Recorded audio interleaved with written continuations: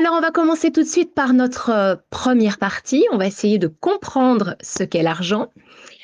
Alors, pour commencer, euh, j'ai de plus en plus de mal aujourd'hui à parler d'abondance parce que c'est encore devenu une mode et surtout un business.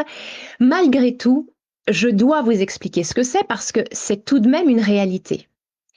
Vous savez que tout est énergie et que nous créons notre réalité à partir de ce que nous vibrons.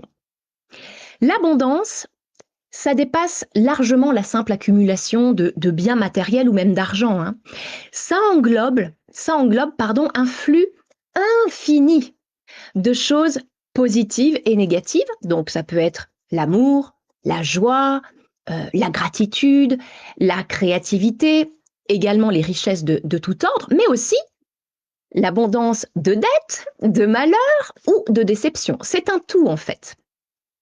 Et pour moi, l'abondance positive, c'est l'état où les ressources nécessaires à notre épanouissement et notre réalisation sont disponibles en fait à tout moment et sans limite. Et je crois bien que c'est notre droit de naissance.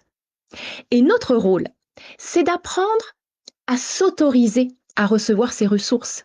C'est évidemment ce qu'il y a de plus difficile à faire, hein, pour la plupart, et de les utiliser de manière éthique et alignée avec notre être intérieur pour notre liberté et les partager pour contribuer à du mieux. Et je ne parle pas que d'argent, évidemment. Le problème avec l'argent, c'est que nous avons souvent une image négative de l'argent parce que, effectivement, beaucoup l'utilisent pour avoir un pouvoir sur les autres. Je ne le nie pas.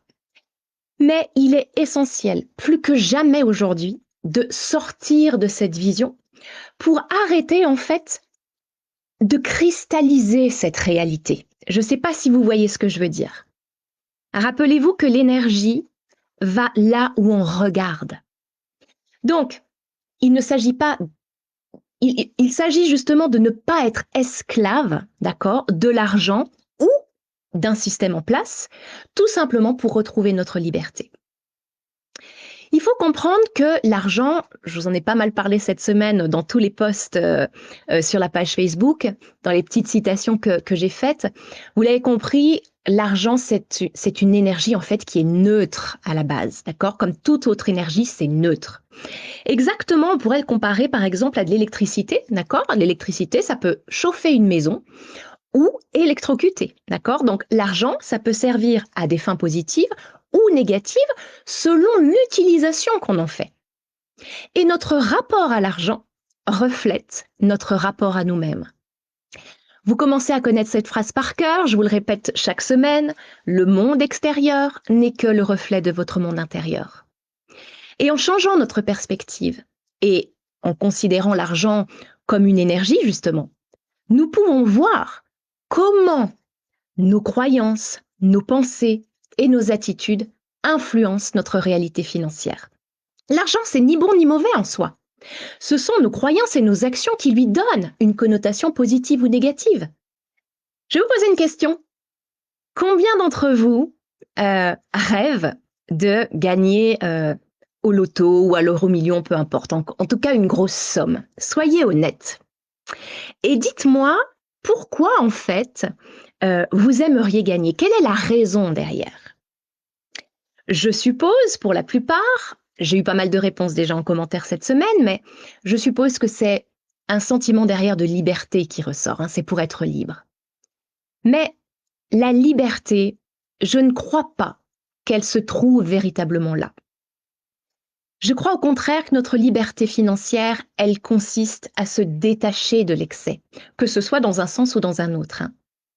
La véritable liberté financière, elle ne vient pas de la richesse matérielle, mais de la paix intérieure et de l'autonomie. Et comprendre cette nuance, c'est pour moi la base pour transformer notre relation à l'argent. Lorsqu'il est perçu comme un outil et non comme un but, comme un objectif, l'argent peut nous aider à atteindre cette paix. Il ne s'agit pas de combien nous possédons, mais de comment nous utilisons et percevons cet argent. Et en se libérant de la peur de manquer et de la quête incessante d'avoir plus, eh bien, on peut voir l'argent comme un moyen de réaliser nos valeurs profondes et de contribuer positivement à notre vie et à celle des autres. Et c'est en se concentrant sur la paix intérieure et l'autonomie que nous comprenons que l'argent doit servir notre bien-être et non l'inverse. Et cette perspective, eh bien, elle permet de développer une relation beaucoup plus saine avec l'argent, où il devient un moyen d'accéder à la liberté et à la sérénité plutôt qu'une source de stress et d'inquiétude, comme beaucoup me l'ont dit cette semaine. Et puis, il existe une relation profonde. Alors, je sais que ça peut paraître dingue pour certains, mais il y a une relation vraiment profonde entre l'argent et l'amour. Nos finances, elles reflètent souvent l'amour dans notre vie.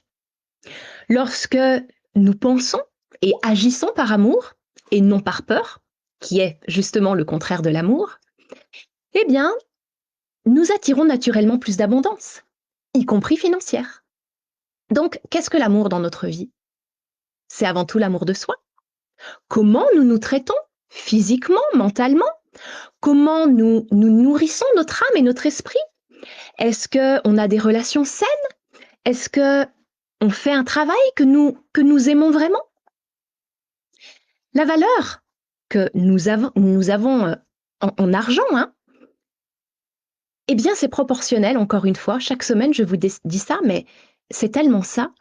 C'est proportionnel à la valeur que nous accordons à nous et aux valeurs que nous avons et que nous respectons. Par exemple, utiliser l'argent pour des actions qui sont vraiment alignées avec nos valeurs, ça renforce notre connexion à soi et à l'univers. C'est comme ça que l'argent devient un outil pour se réaliser et pour soutenir notre épanouissement et celui des autres. Il est donc inutile d'en vouloir beaucoup, mais finalement juste le nécessaire pour se réaliser. Donc pour conclure cette première partie, rappelez-vous que l'abondance, c'est notre droit de naissance et que l'argent n'est qu'une partie de cette abondance plus vaste. Et en changeant notre perspective et en comprenant l'argent comme une énergie, eh bien on peut transformer notre relation avec lui et être déjà beaucoup plus en paix. Être en paix, eh bien ça évite de créer des peurs, des angoisses, des envies ou des fantasmes.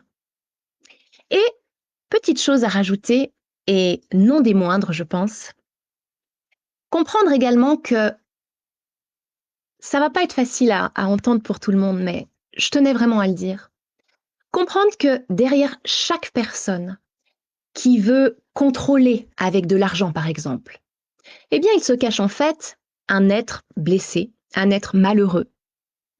Eh bien, ça peut aussi changer notre regard de penser comme ça et nous permettre d'arrêter de nourrir des pensées et des émotions négatives pour notre bien-être, mais aussi pour le collectif.